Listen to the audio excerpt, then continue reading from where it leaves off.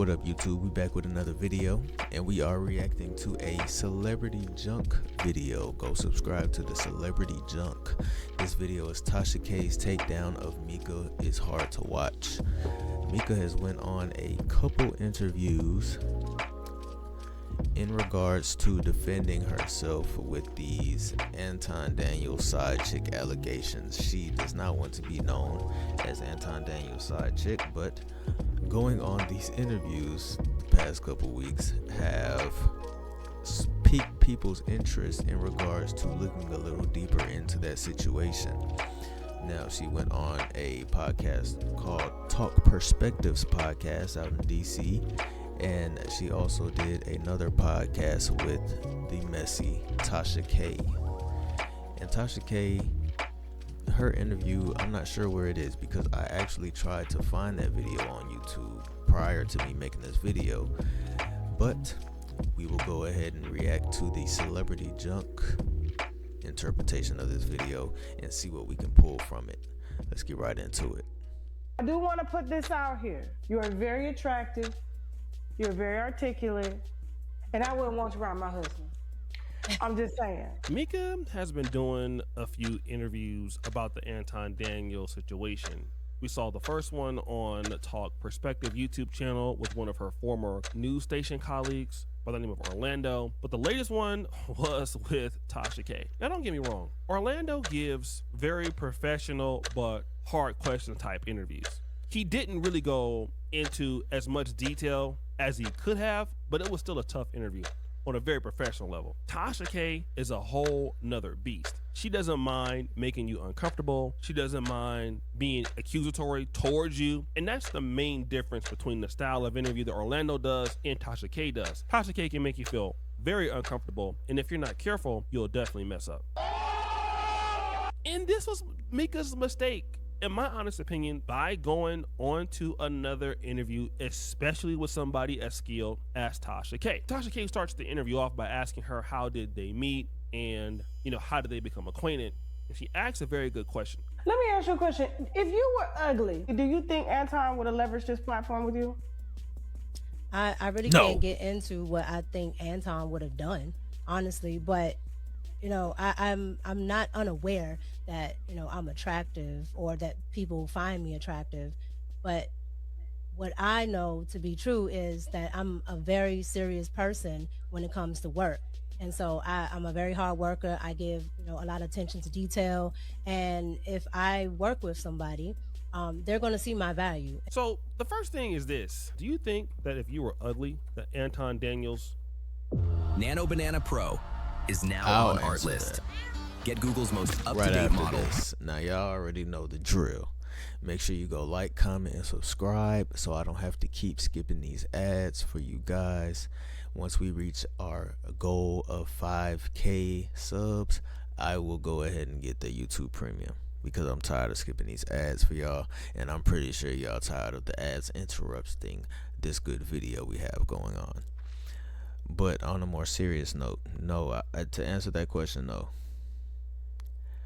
When you look on Anton's panels, in particular the late night panel, all of the women on that panel are fairly attractive.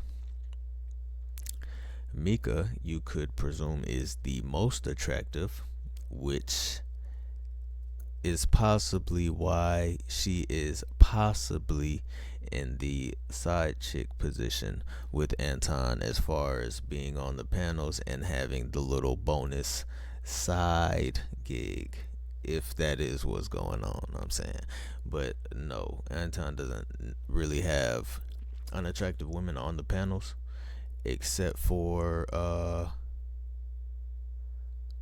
I'm not trying to be mean or nothing, but on all the panels, they're not all attractive. It's just particular ones. It's like he curates these panels to go and perform a certain way. Some panels are for more entertaining perspectives. So the women on there, they might not be as attractive as, say, a Mika or a Carrie, but they have some entertaining perspectives or some perspectives that Anton may disagree with that he can go at them on. But on the late night panel, which he has Q, Carrie, Mika, the late night show, all of those women are fairly attractive. So for that panel in particular, no, Mika, I do not think he would have had you on there if you were ugly, to answer that question. Would have hollered at you?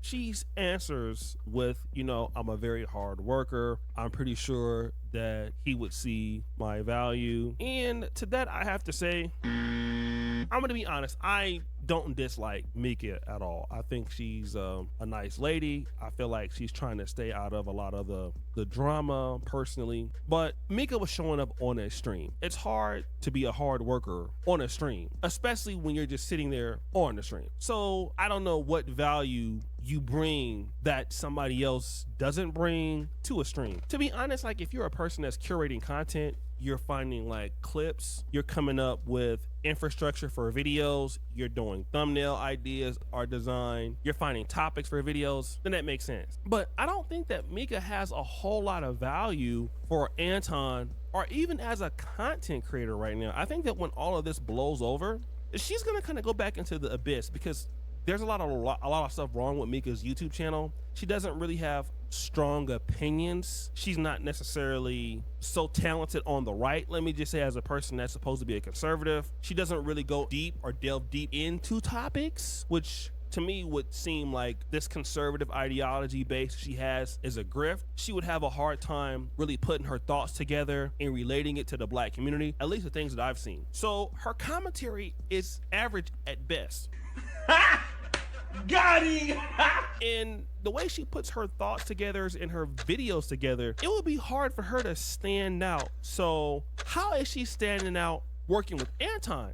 There only could be one reason why he wants her on the show. Because she is a good-looking lady.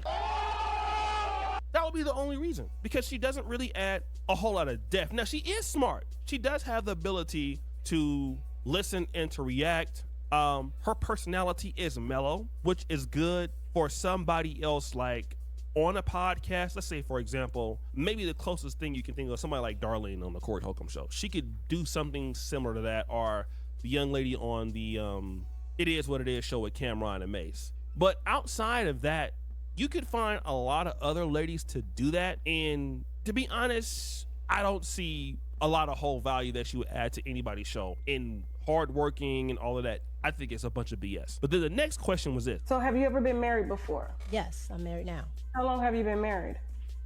I've been married pretty much all my life. Your husband approves of your work relationship with Anton?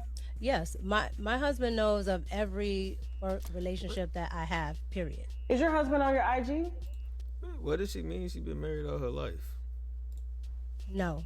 My IG is strictly for business. I don't put my personal life on my IG. She asked Mika, how long you been married? She says, I've been pretty much married for my entire life. Boy, you don't sit your stupid ass down. Who the Bruh, that's what I'm saying. I just said in my last video, I never knew that she was married. It never came up on any of the panels that she was in a relationship, or I've never heard her say that she was in a relationship or married until that Talk Perspectives podcast with the guy who she had previously worked with before in the past, who does happen to know her husband. But now she's saying she's been married pretty much her whole life. Like, she hesitated to answer that as if she's not actually married. So she is extremely confusing and misleading when it comes to the information surrounding her own relationship. you think you is? So who says that? Like, if you're really married, why don't you say how long you've been married? Like, I've been married for 10 years. I got married in 1999. So you've been married for your entire life. So since you were 5, you were married at 6 years old. Was your husband 30 and then you were 6? So how do you even respond to that? And again, Tasha K, whether she knows or not, probably just let that go so she can get her later, which is a good strategy of an interviewer. Like, okay, you made a mistake. Let's continue to walk down this path, which I believe she eventually did. Because if you're really a married lady, you would have every reason to say, I got married at this time, at this date. I've been married for 15 years. Now, Mika is probably no older than 36 or 37. No older than 40. So to get married and been married entirely your whole life, which would mean a few things. You've been married your entire life since you were young, 16, 17. You've been married multiple times, or you are lying about the status with your marriage. And that's the point that Tasha K wants to prove here, because why is a lady like you appearing with Anton at these basketball games? You're having these poses with him. It doesn't make sense for a lady who is married for so many years to be acting as a person that is not married. And these are the points she was trying to make. And it feels like to me that Mika walked right into the questioning. Now, let me just say this about from what I've seen with Orlando. Orlando's questioning was aggressive, but because he did know her, he did not apply more tempo or pressure into the conversation, although he could have. Tasha K did not know Mika, and so the tempo was up higher as far as the speed of the questioning, as far as the attack and the credibility came about, as far as also becoming accusatory almost instantly in the conversation. And then that is how we got to here. This is the first time that I've seen a dynamic like this, and now you guys are doing business trips together. Your husband is nowhere near. We do not do business trips together. You said you guys met up, and he was in town for a basketball game. No, what I said, no ma'am. What I said was I went to Detroit. You said taking business trips together. Is that not a business trip? No. You said we took business trips together and we never took. Did you go to Detroit to see him for business? I went to Detroit, correct. Okay, so that is, and then you guys went to a Detroit basketball game and sat courtside. Correct. Okay, and you did other things out together on a business trip, correct? No. So then the question comes about, how are you taking these business trips, or were you going on business trips together? Okay. Now, here's what Mika likes to do. Mika likes to, like Tasha K is going with a general idea, and Mika is countering that with word semantics. So she flew to Detroit, and Tasha K is saying that you guys took business trips. No, that's not true. We didn't take business trips together, but obviously you flew to Detroit, and then you went to a basketball game, and you said it was on business. So it doesn't change the outcome. Even if you didn't take it together, it doesn't stop the fact that a married woman flew from DC to Detroit. Most likely Anton Daniels paid for it, paid for you guys to go to the game, and then here's something else.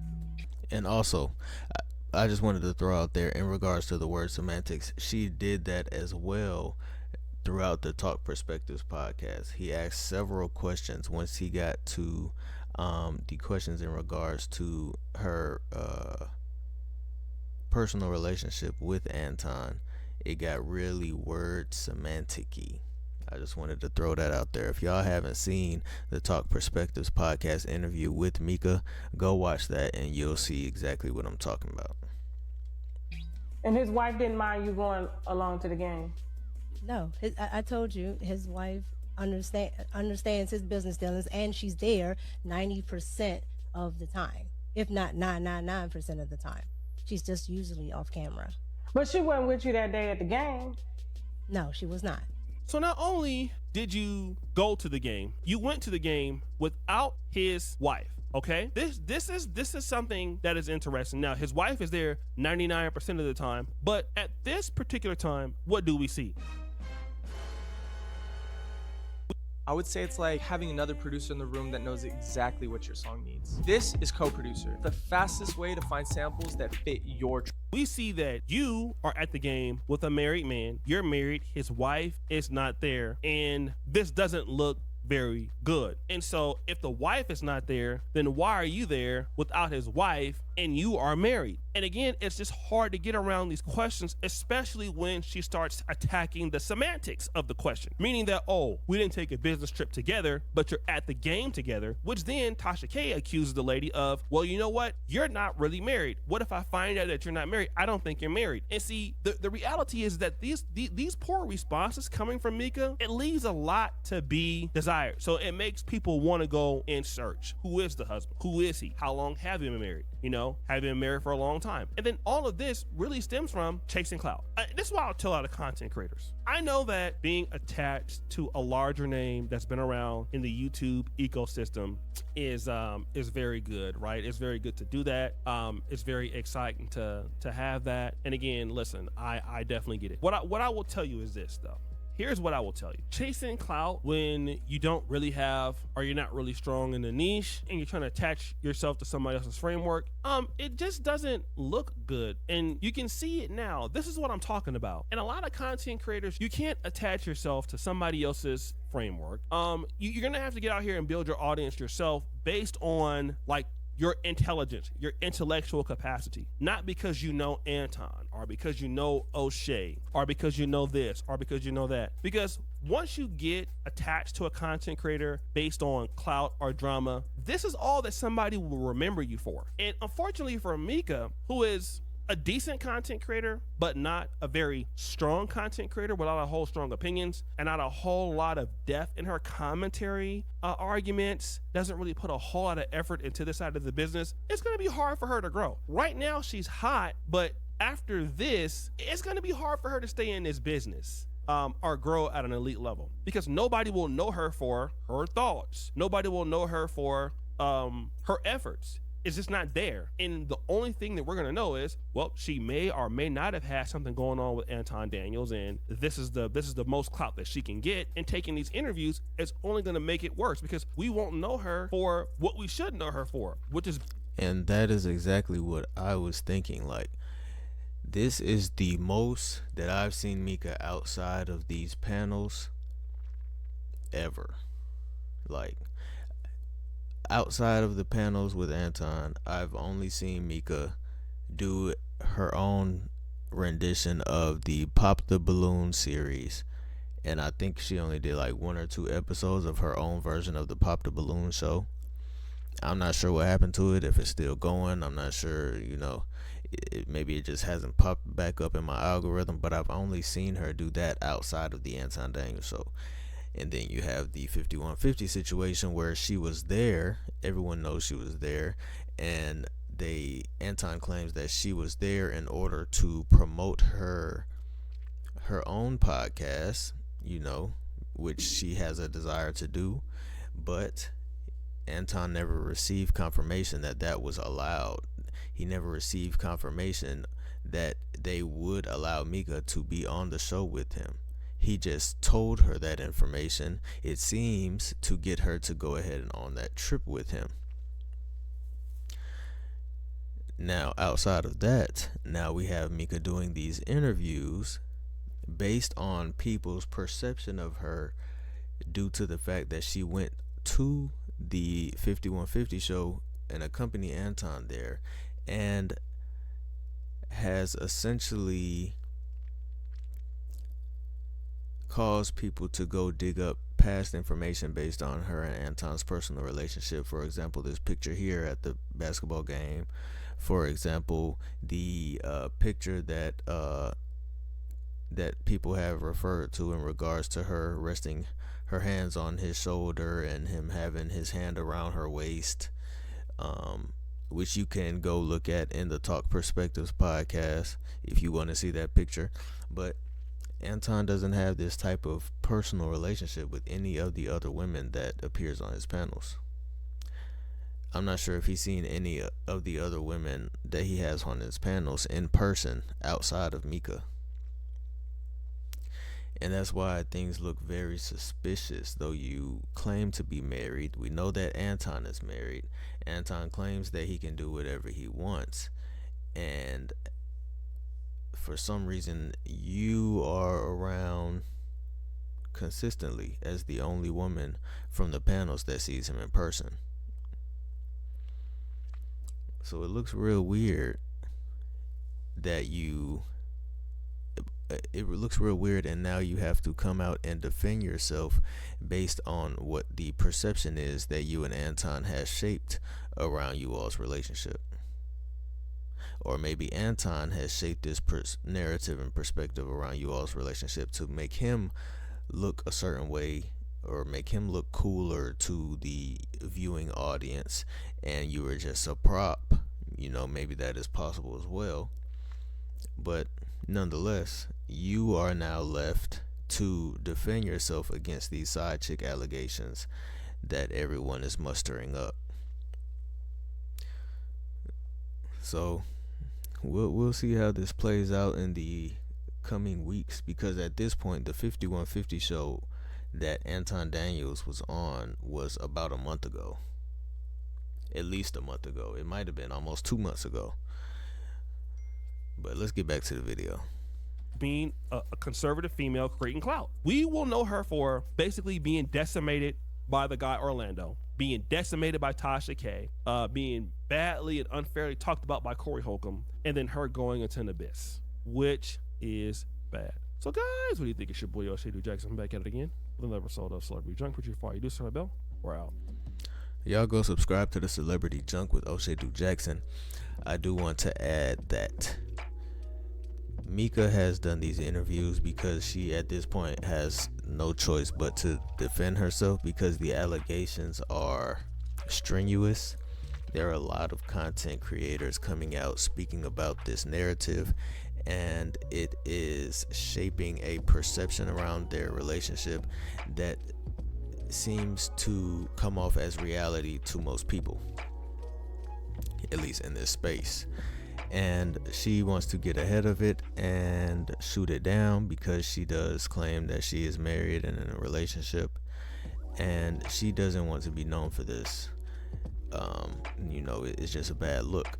She does have her own content channel, but her bread and butter was that Anton Daniels show. That was a consistent check, a pretty good check, I believe. I don't know how much she was getting paid, but she was there consistently. That's good money to sit on a panel for 2 hours for 2 days a week.